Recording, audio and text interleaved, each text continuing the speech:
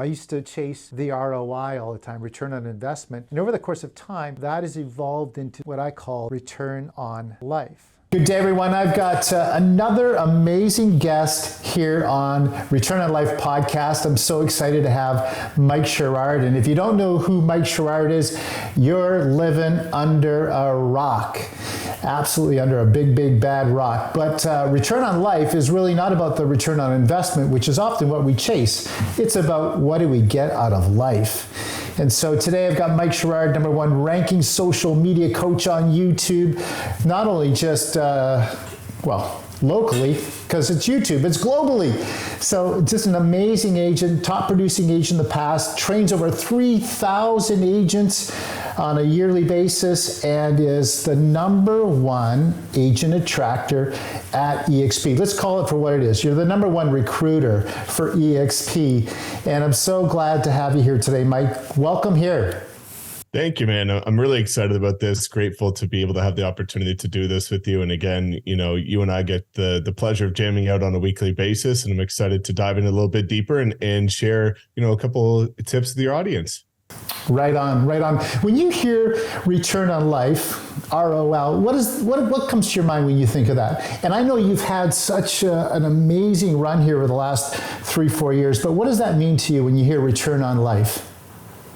I think the simple concept that for me that really echoes is fulfillment. I think a lot of people are chasing, as you alluded to, return on investment, and they're also looking at, material goals, and they look at the cars and the houses and this and that, and all of that is cool. But at the end of the day, it's not fulfilling. It's short term. It doesn't give you that sense of long-term happiness. And again, I think the return on life is looking at family, it's looking at memories, it's looking at experiences, and what actually fills your bucket, so that at the end of the day, when your time comes, the cars and the watches and the houses don't matter, but the memories, the experiences, and the way you made people feel is what truly matters. So true. And I know you like your cars, and I know you like your watches. Maybe you want to share a little bit about that, but more importantly, I want you to share about what you've been doing for your family, because I've been seeing some of the things that you've done for your family, which I know brings you a ton of joy. Share a little bit about that.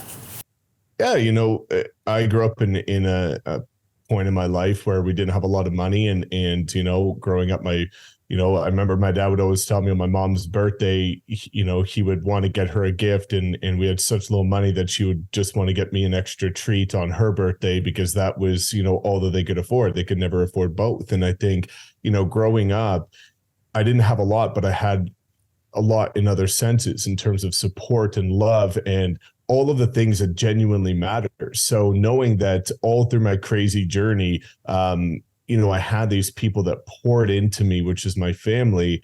My ultimate goal when I started doing well is I wanted to give back to them to help them understand what that truly meant to me. So for me, I've just got this laundry list of items and unforgettable experiences and memories that I want to create with them, because again, you never know how long somebody's going to be around. And for me, I could do stuff for myself in 30, 40, 50 years. That's cool. But for now, let's look at the time that we have with the people that are most important to us and what can we do with them. So, last year, my parents went on their honeymoon like 35 years ago to Hawaii and never thought they'd be able to afford to go back. And last year for Christmas, took them on a full first-class trip to Hawaii, fully expense-paid, yachts, helicopters, the whole thing.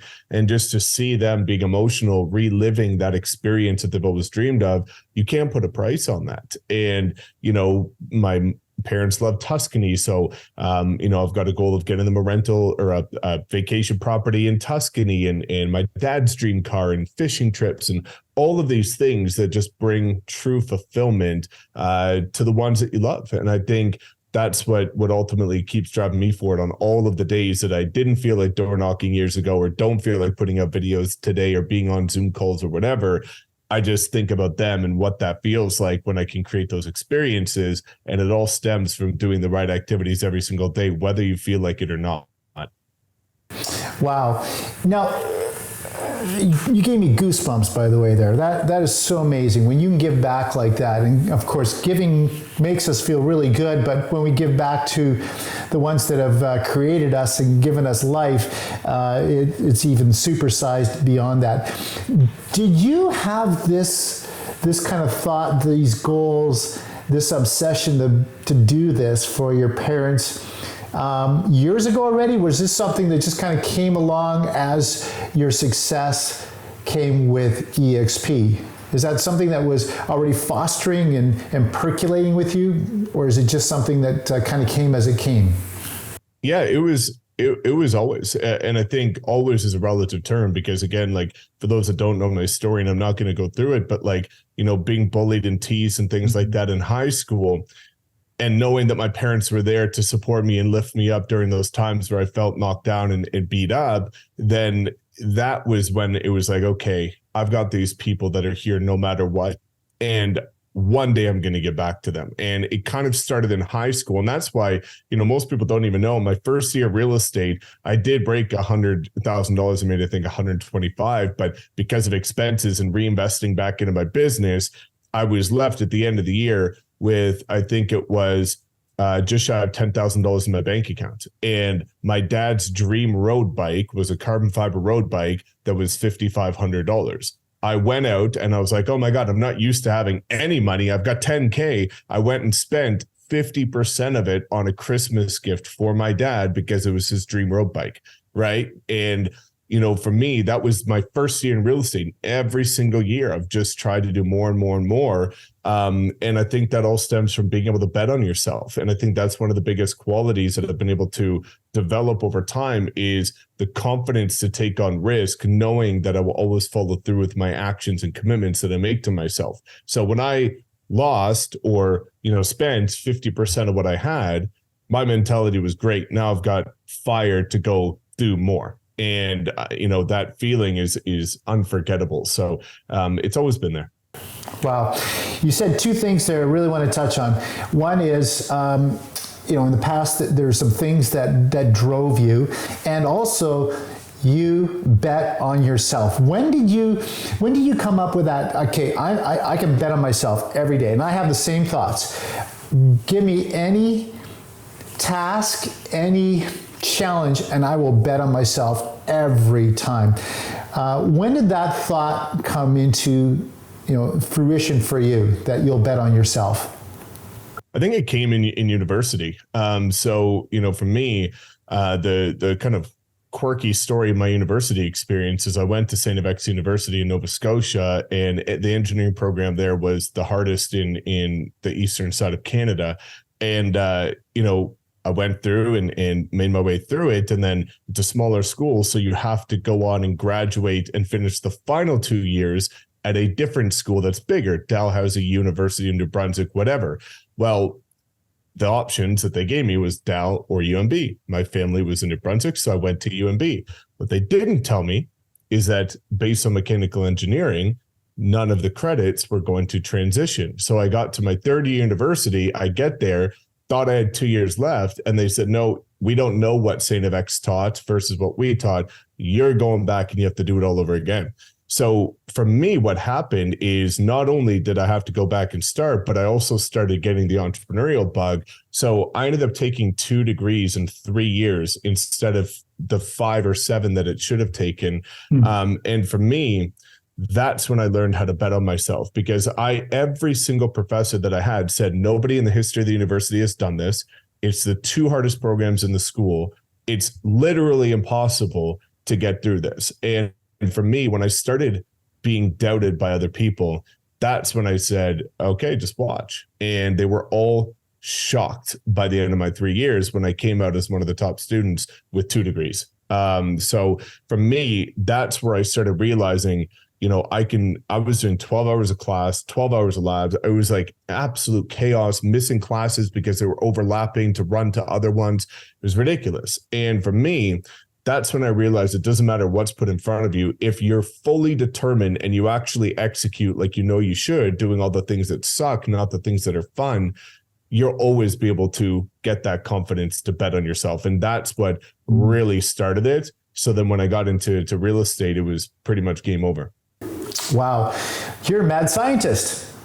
I guess you could say that. Yeah, the mad scientist, there's this concept of baking and cooking. Both of these things happen in the same kitchen, yet baking is much more of a science, adding the right ingredient, the right time.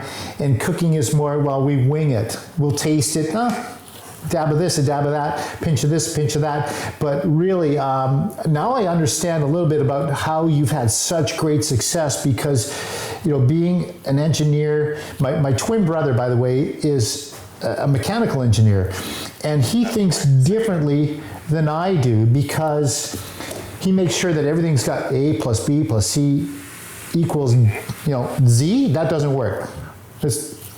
Where I'm a little bit more of from my heart, even though we're twins and we think so much alike, but our training has taken us different places. So now I get an idea of why you've got such an amazing business and you're so disciplined because of that. Maybe share with our viewers a little bit about your business model and how it serves you.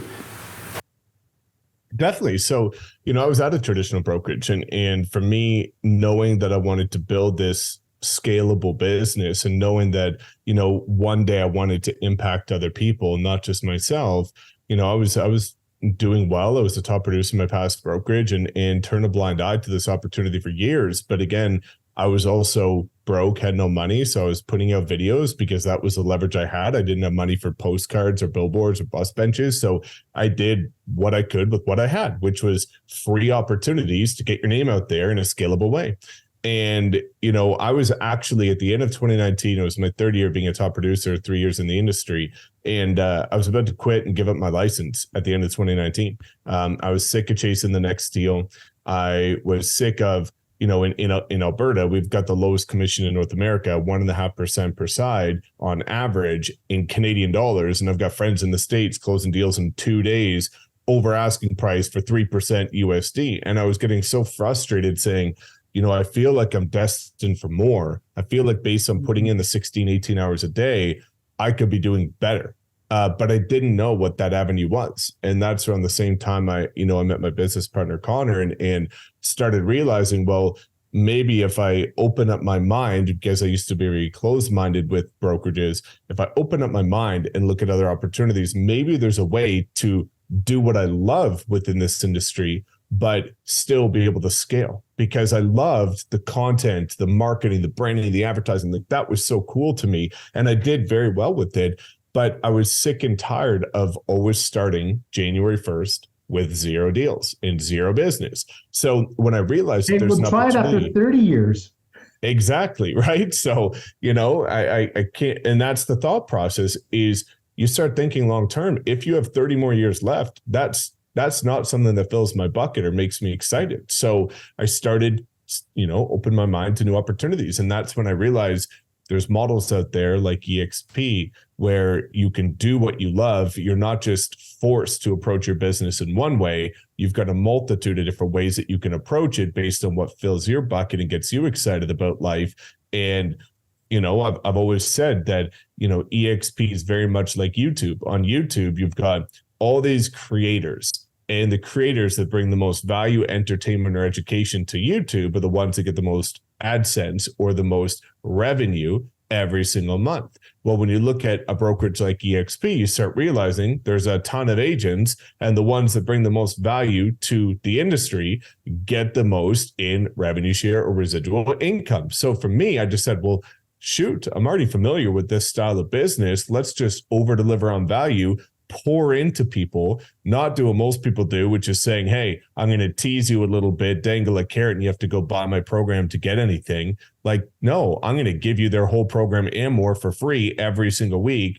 And I know that if I do that consistently forever, at some point it will work out.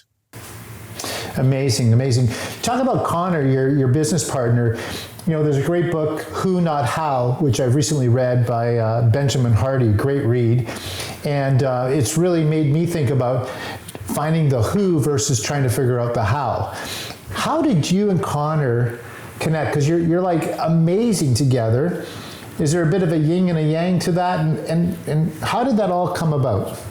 Yeah, definitely. So, a lot of people presented the model to me and I turned a blind eye to it. And every time that, they sent me somebody's video and said, watch this. It didn't answer my questions. And I said, no. And then they would leave and I would never hear about it again. And when I met Connor, I actually had about 1,000 subscribers on my YouTube channel. I wanted to grow. So I was out there just messaging anybody I could find on YouTube within the real estate space. I had a bigger audience than me. And he had like 30,000 subscribers. So I sent him a message and he replied and said, basically, have you heard about this model? Have you heard about this opportunity? And I responded to him, basically telling him to pound sand. Yes, I've heard about it all too many times. I'm never coming. I don't want to talk about it. I don't want to hear it, but I'd be willing to do content with you. And because I wanted to selfishly steal his audience to grow mine. And he said, sure, no problem. Let's do a collaborative video. Now, here's the funny part that most people don't know. We did a podcast on his YouTube channel and we did it about Instagram and real estate. Absolutely crushed it. He sends me a message the next day. He forgot to click record. So get this, we jump back on and he does his edification introduction, firing me up. And I jokingly said, yeah, it's our second time. Make sure, did he click record? He forgot again. Oh my. So we had to do it a third time. And then after we got through that, we realized like, okay, it actually went pretty well. And then I got him on my channel and it went pretty well. And then we just kept in touch and started realizing, well, we think very similar. If you're over there and I'm not, maybe there was something I'm missing. And then when I started hearing about the opportunity and opening my mind to it, I thought, which is the same thing I present to anybody. You've got two options, join, don't join. If I don't join and this guy that I know works just like I do, goes and builds a 6-figure per month residual income, knowing I could have done it too, I will be livid if I'm still chasing the next deal.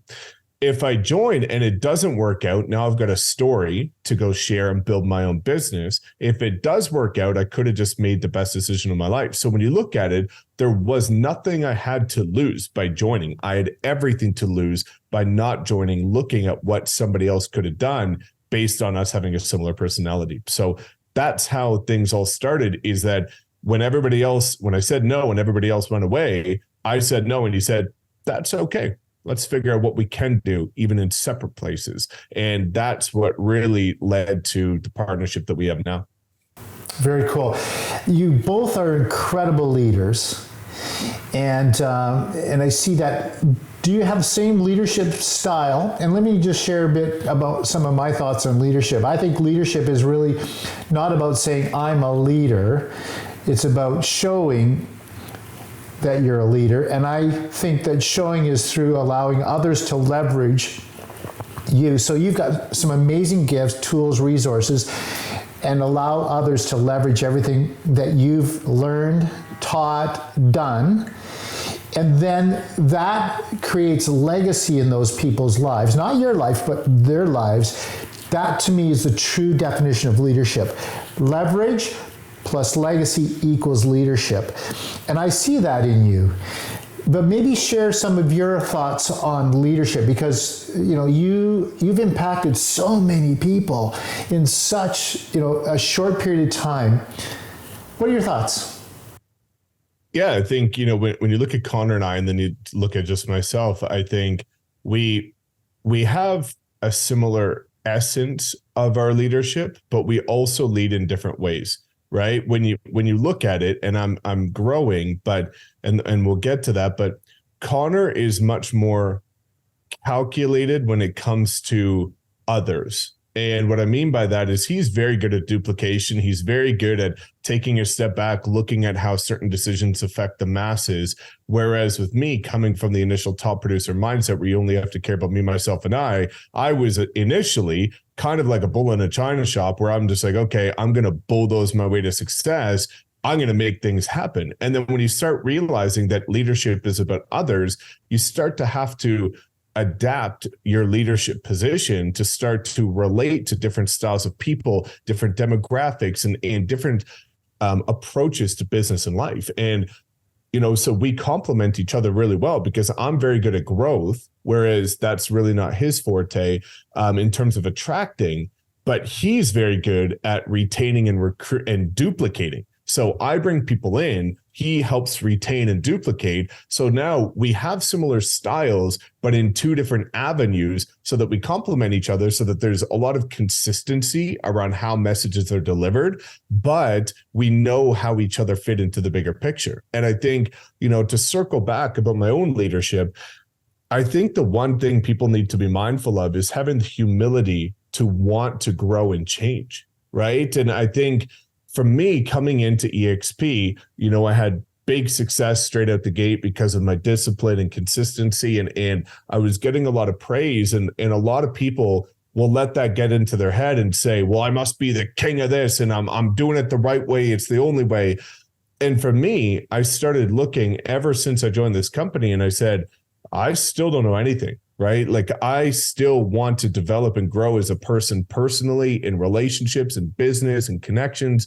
And for me, I'm always, every single year, trying to become a better leader, adapt to a better style of delivery that could be received by more people and cause a bigger impact. So I think a lot of people really limit what they can do when it comes to leadership because they reign with an iron fist. They think they've got, the greatest gift to the planet, and they only look from their one lens. Whereas for me, I listen to people like you and Chuck Fazio and, Brent and all these people that are years ahead of where I am, and say, what are you seeing that I'm not? Where could I go wrong? Poke the holes in my bucket so that I can fill them and grow and develop. And I think that's what ends up leading to a strong leader over time, is that humility to be able to say, I'm okay. I'm doing a few things right, but I certainly don't know everything. And I certainly know that I could be sharper on multitude of different ways.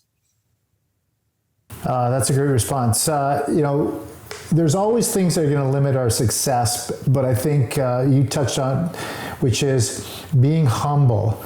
The moment that we let as Brett would say, our ego ain't our amigo, that is the recipe for, what I call a tiger trap. That hole that's in the jungle that you never see coming, and all of a sudden, out of nowhere, you're 20 feet under.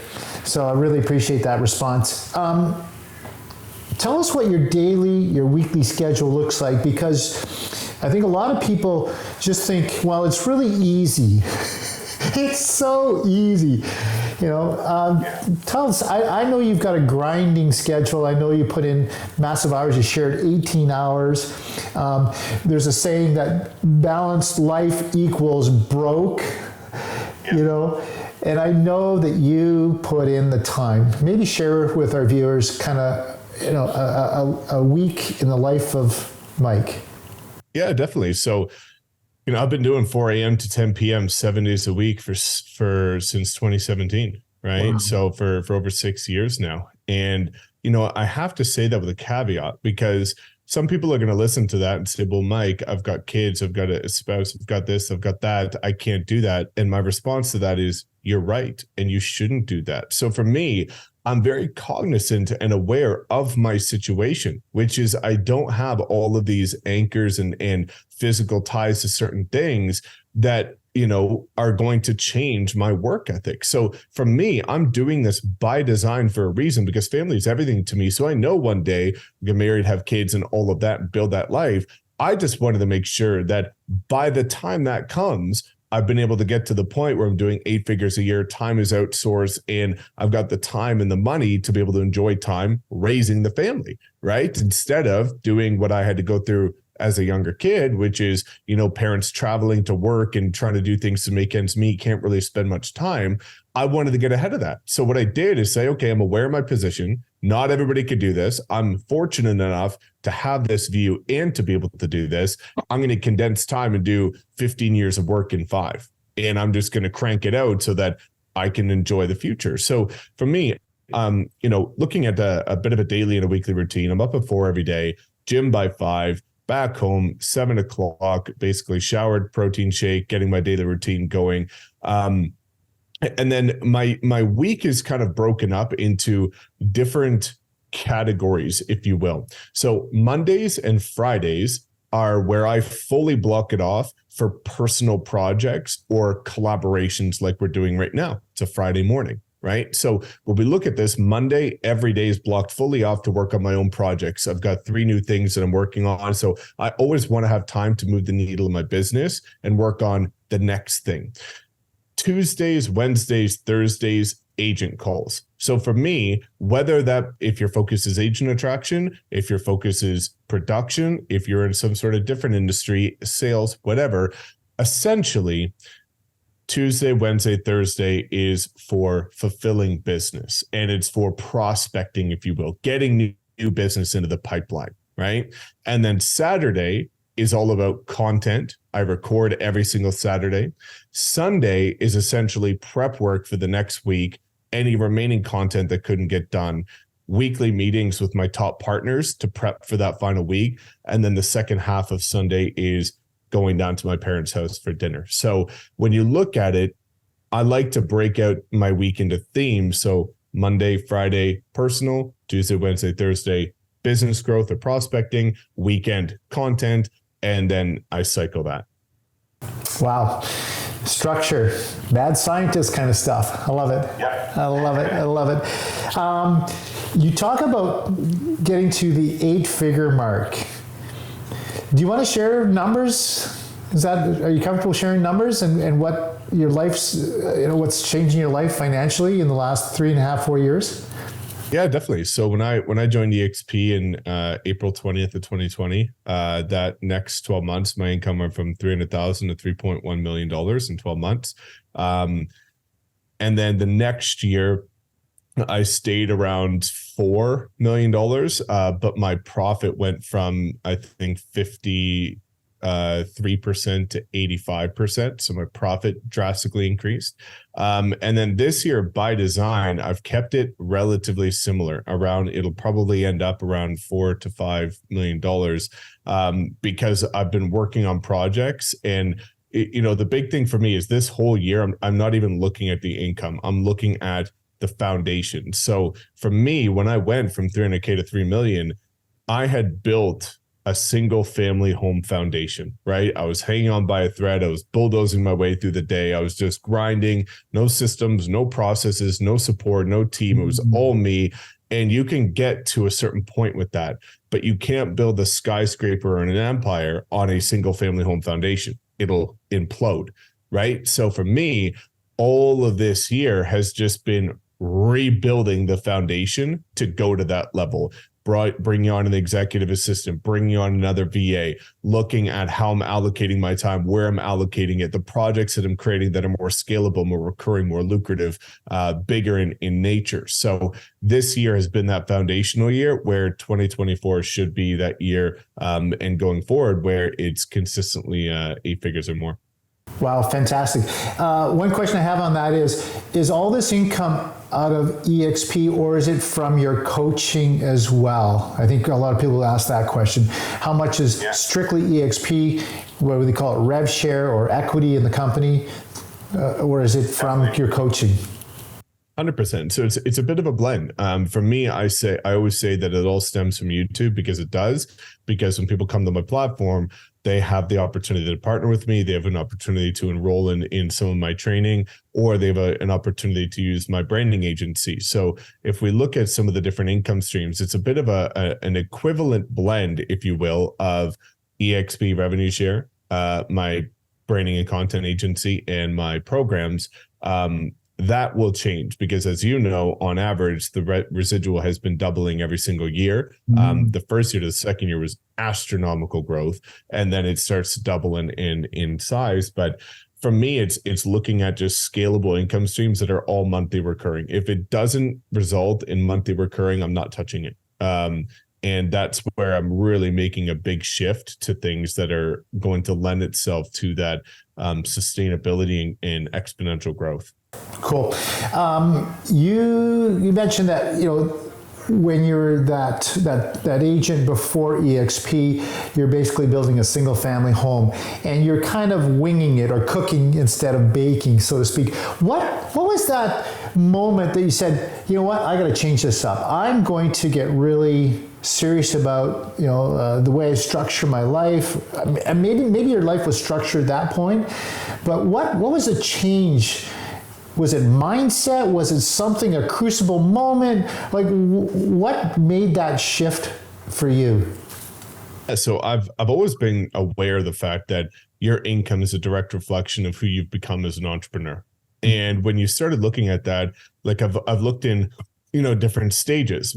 For me to get from 0 to 6 figures in my first year of real estate, you can basically bulldoze that by just grinding, right? But then to get from 6 figures, where I went from 120K to 300K, you needed to start to have lead generation and marketing and advertising and branding. So you had to develop new skills. Well, when I went from 300K to 3.1 million with eXp, what that did is it gave me massive leverage. So you had to learn how to create leverage. You had to learn how to lead people, how to create community, how to create culture, all of those things, right? But then to go from 3 million to 10 million, I was very much aware that you can't do that alone. You need to build out a team. You need better systems, better processes, more avenues in terms of how people can come into your ecosystem and the different offers they have that meet them where they're at. So I was just aware that I'm not there yet. I haven't become that person yet. So I have to work on myself. I have to work on my business and I have to restructure everything. So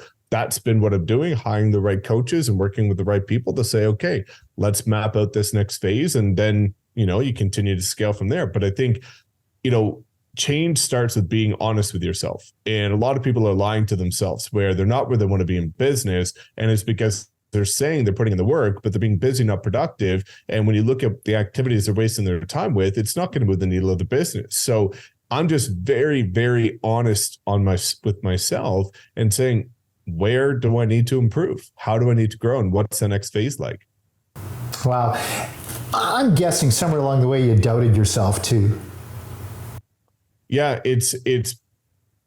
there's been times, but it's also been motivation because. So let me ask the question again. So there's things like doubt. First of all, doubt, I think, are just speed bumps along the way or checkpoints to make sure that you're organized, that you thought about things. So doubt to me is a good thing, and I don't see it negative. So there's that. Then there's fear, and fear can be a motivator, a friend, or a foe. So maybe I'll just put all that on the table and you can just dissect it. Yeah. So the doubt from me came at the end of that third year of real estate. And it was saying, okay, I'm putting in 18 hours a day, every day. I'm saying no to vacations, time with friends, birthday parties. I'm putting out 2 videos a week, every week for like 2-3 years. And I'm not seeing a return. Like I was seeing these people that seemingly were working less than me and were making a ton more money. And that's where the doubt started settling in. But again, what happened was it wasn't that I wasn't capable of it. I was in the wrong vehicle. And that's where I had to shift my skill set to the right vehicle. Where I was in, a canoe, I needed to be in a cruise ship, right? And that's what eXp lended itself to saying, hey, take these skill sets. We're going to amplify globally and give you a bigger opportunity with what you've been able to approve, right? So for me, I talk about this all the time, and this is where some of the doubt comes from with a lot of people, is there's a stark difference between tangible and intangible progress. And where a lot of people are looking at is the tangible progress, which is the vanity metrics, the income, the followers, the subscribers, the views, whatever, the agent count, whatever that looks like. For me, the doubt went away when I started looking back and reflecting on the intangible progress that I've made. I'm better at marketing. I've got a stronger brain. I'm way better at communication. I can handle objections. I can connect with people. I know sensory acuity and mirroring and all of these different things that I had developed by putting out content. Even though I didn't see the fruit of my labor tangibly, the skill sets that I developed by doing that, the intangible progress, is worth its weight in gold. So when I started just changing my thought process around what does success look like and what should I be measuring, you have to learn to measure what can't be measured, right? Which is the intangible progress. And as long as you stack the skills, that's where you get to the point where you can bet on yourself, because if eXp imploded tomorrow and the industry went, up in flames, I'm genuinely not that afraid of that, because I've got the skill sets to say, I could go in this industry, that industry, or whatever, and apply these skills anywhere and thrive. So for me, I look at skill stacking in order to make sure that you become a weapon in business. Wow, that was Wow. Like, people rewind that and listen to that again. That was amazing, Mike. Thank you. Thank you for that.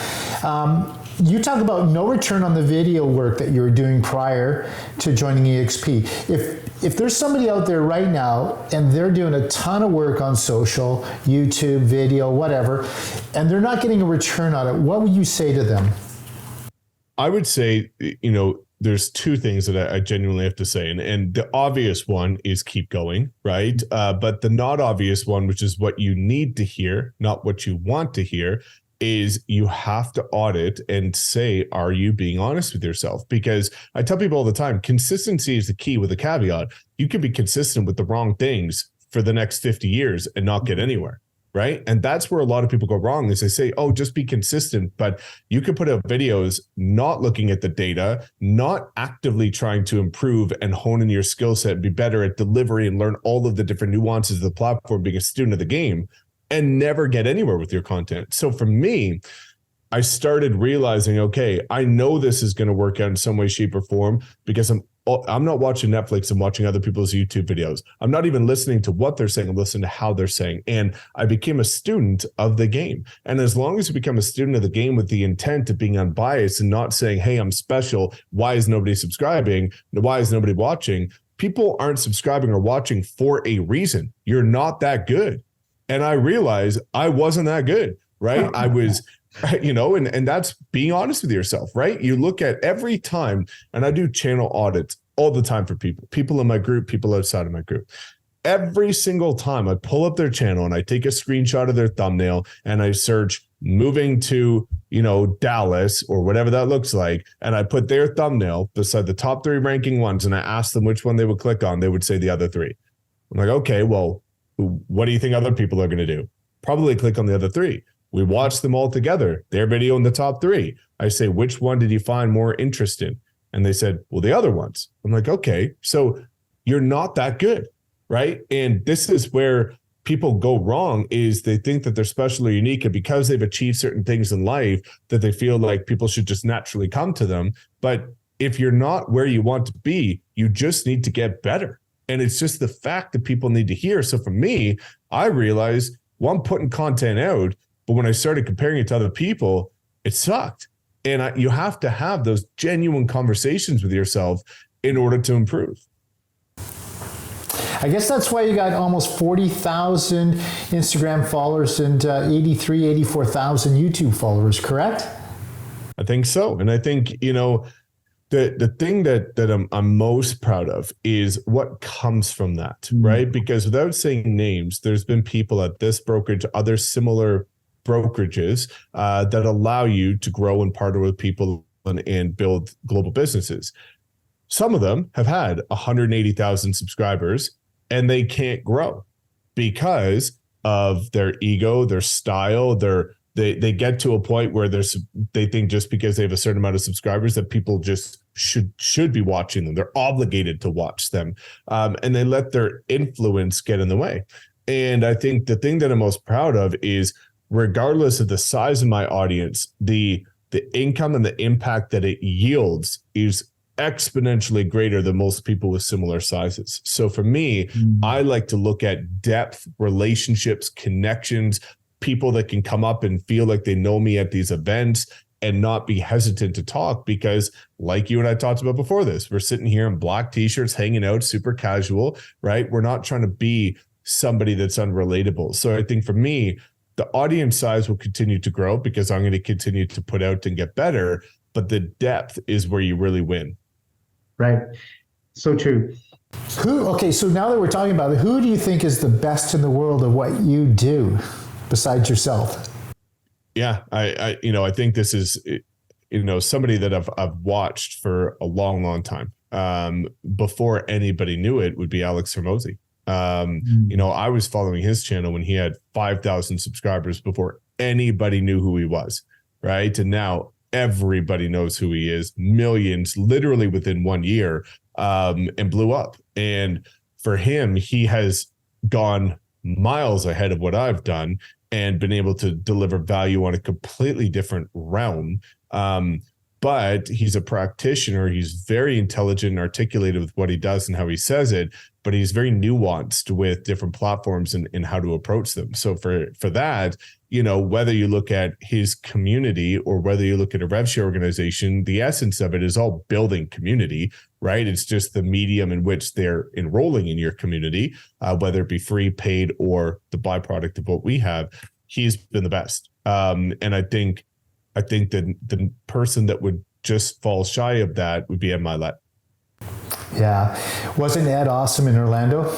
Yeah. And I've hung out with Ed in person, spent a lot of time with him one-on-one. And, you know, he's a magician with this stuff because he built his business in this way, right? He built it in a multi-level network marketing style of nature. So he understands leadership. He understands compassion, humility, and all of these things that are required to develop a massive, substantial organization. And a lot of people will kind of parallel the two of us in a sense where, you know, at this point, I'm not even, 1% of where he is. But when you look at Ed's journey, he didn't go into WFG early. He wasn't one of the top 100, like many people that have grown at eXp, but he blew up when he came in and built momentum and went on to do bigger things because, I was agent 56,700, right? I was not early in this game, right? I came in after people thought this had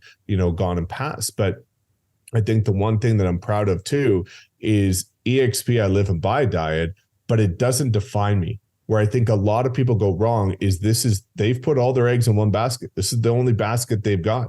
And if that basket gets shaken up a little bit, or if the industry changes in the future, you're going to be in a tough position, right? So for me, that's why I'm always looking at how can I serve the greater good of the overall, being, because there's layers to this and there's also evolution in the industry. Yeah, it's so true. And by the way, you've got a few years to catch up to Ed. Ed's 52. And so I think one day when you're 52, you're going to have the bandwidth of an Ed Milet. I just see that happening. So appreciate that. And I know that won't go to your head too. Success is really about the people around. We talked about, you've got Connor, you got your family. Is there anybody else that you could say that, this was a person that really was influential? Maybe there's a prof from your mad scientist days or something. Is there somebody else that you need to kind of share something about that would help us understand a little bit more about Mike? I think, there's always stages to this and there's always different things you can take from different people, right? So like when you look at the fact that I've been in Arte for so long, taking certain things from Ed and Andy, that's been absolutely massive, right? With my girlfriend, being with her before I had money and then being along the journey while I've started creating it. That relationship has allowed me to develop as a partner and as a man and as a contributor to something that's mutual. And that's been really powerful for me maturing. And I think, for me, what I look at is how can you take different things from different people? So I think, Chuck Fazio has also been another big player in my ecosystem because he's been a great model for business, for relationships, for everything. And he's the type of person that knows people's intentions, right? And I think that's in a clouded industry where people see those that are building massive momentum and they're trying to shoot bullets and fire darts and take you down. When you align with the right people that know your intentions and know what you stand for, there's nothing that can stop you. So for me, I've always taken these different pillars from people and said, is this going to apply to me personally, relationship, business, health? How am I going to do this? George Bryant, my coach, customer journey, that's been life-changing, right? So every year I'm just stacking new people in my ecosystem that add something that complements one of my weaknesses. You mentioned something, when you rise to the top, when you're near the top of the mountain of whatever it is, there's a lot of arrows coming at you. And they're not even facing you. They're coming from behind. And do you feel that? And how do you handle those people that just want to take you down? What are your thoughts on that? Constantly, right? And it's one of these things that I've become familiar with the fact that practitioners in real respect real, right? So like when you start looking at this, like the reason why Chuck and I have such a great relationship, and me and another, a ton of other people have a great relationship, is because we're still on the battlefield. We're not checked out. We know we're on a mission to serve the greater good, right? So, looking at this model, you get people saying, oh, like they're, trying to convince people to leave for 6 months or this, that, and the other thing. I'm like, dude, if I showed you my calendar, I'm 2 months booked out. I don't need to convince people to do anything, right? Like that's not even in the realm of thinking. But again, because they see you winning, they're trying to find something to blame it on instead of looking internally and saying, this is an issue with me. So but gosh, you're so lucky, Mike. Come on, you're so lucky. Yeah, exactly. Right. And I'm like, okay, well, gifted. You had this came to you so easy. Yeah. So like when people are saying things like that, I'm like, okay, well, when I look at your Instagram stories and you're out there on Friday having a patio beer and I'm in here with my blinds closed in a dark room recording videos, now we see the difference. Right. So anytime that I ever receive a bullet and I hear it from this, that, and the other person, I just know that that's a reflection of them. And for me, I don't throw bullets at anyone, right? Because I don't have to, right? I don't look at people that I don't align with. And I think that's one of the most important things is, where your attention goes, money flows, and what you focus on expands. So when you look at people, like anybody that I hear that's throwing shade at what I've done, I genuinely, I don't follow them. I don't look at them. I've never heard their names before. I have no idea who they are. So I'm like, so you're watching me. I'm not watching who's winning the game here, right? Like I don't follow anybody that's outside of my ecosystem because I just genuinely don't care, right? So for me, that's just an extension of them. And if you find fulfillment and your hope of a success is by trying to tear people other down, that's very short-sighted. Karma, we know, is something at play here. And it would be a really miserable life to live your life having to tear other people down to try and prop yourself up to make yourself feel better. So for me, I just say, well, damn, sucks to be them. I'm going to keep doing my thing and I'm not stopping. So let's align with people that I don't have to convince about what I'm doing, that naturally weave into my ecosystem, and you're good. Done. Okay, we're going to finish off with a little bit of a speed round. That was so good, by the way. So good, so good. So speed round. Fine dining, takeout, skip the dishes, or home cooked meal. What are you doing? Home cooked meal if it's by my mom. Otherwise, fine dining. Awesome. What is your go-to to let your hair down? I kind of think I know, but what do you do to say, listen, I'm just going to turn everything off and let my hair down? What do you do?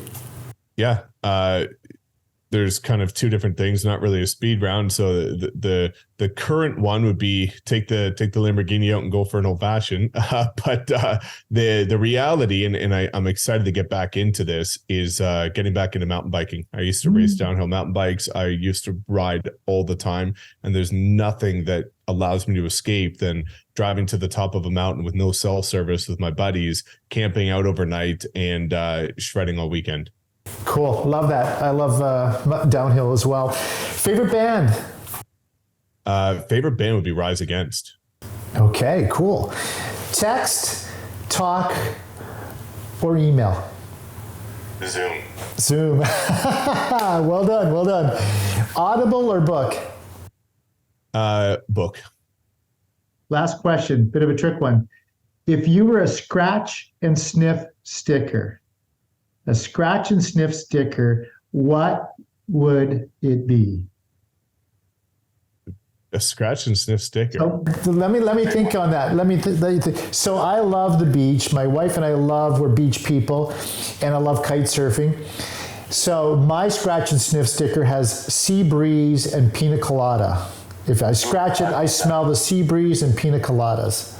Yeah, I love that. So mine would be exactly what I've got for candles all in my house, which is either vanilla bourbon or tobacco vanilla. Oh, okay. Yeah. Awesome. Strong smells, strong scents that punch you in the face. Yeah.